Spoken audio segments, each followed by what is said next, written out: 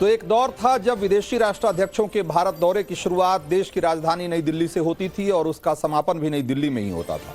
लेकिन 2014 के बाद से ही तस्वीर प्रधानमंत्री नरेंद्र मोदी ने बदलनी शुरू कर दी। आज स्पेन के प्रधानमंत्री पेड्रो सांचेज की भारत यात्रा पर जब पहुंचे तो पीएम मोदी ने स्पेन के पीएम के स्वागत के लिए दिल्ली की जगह गुजरात के वडोदरा शहर को चुना।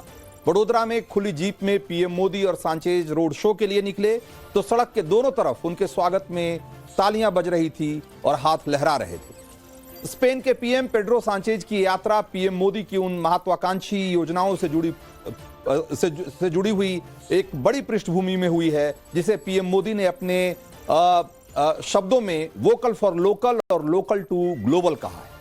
सांचेज को वडोदरा में लाकर पीएम मोदी ने साबित कर दिया कि वोकल फॉर लोकल उनका चुनावी नारा भर नहीं है।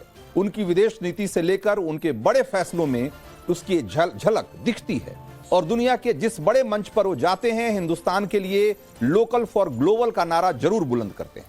पिछले महीने 22 सितंबर को पीएम मोदी अमेरिका के दौरे पर थे, तब लोकल फॉर वोकल के नारे को उन्होंने लोकल टू ग्लोबल की एक नई थीम में ढाला था।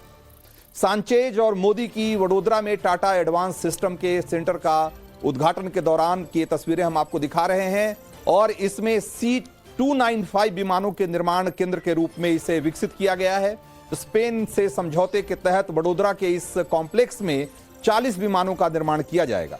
भारत ने स्पेन के 7 सितंबर 2021 में भारतीय वायुसेना के पुराने हो चुके एवरो 748 विमानों को बदलने के लिए स्पेन के एयरबस डिफेंस एंड स्पेस के साथ लगभग 21,000 करोड़ रुपए का सौदा किया था। इस परियोजना के तहत भारत में पहली बार किसी निजी कंपनी द्वारा सैन्य विमानों का निर्माण किया जा रहा है।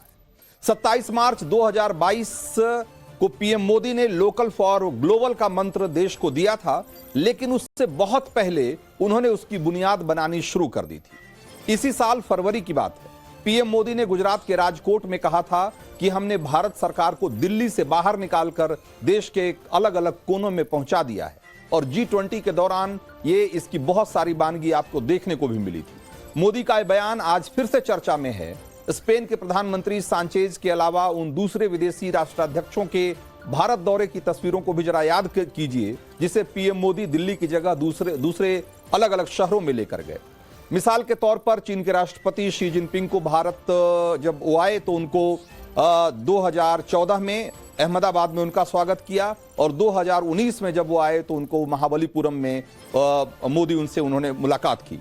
इस साल गणतंत्र दिवस की बात है। फ्रांस के राष्ट्रपति जब इमैनुएल मैक्रो आए तो भारत के मेहमान के तौर पे तो दिल्ली की जगह राजस्थान के जयपुर में उनका स्वागत किया गया।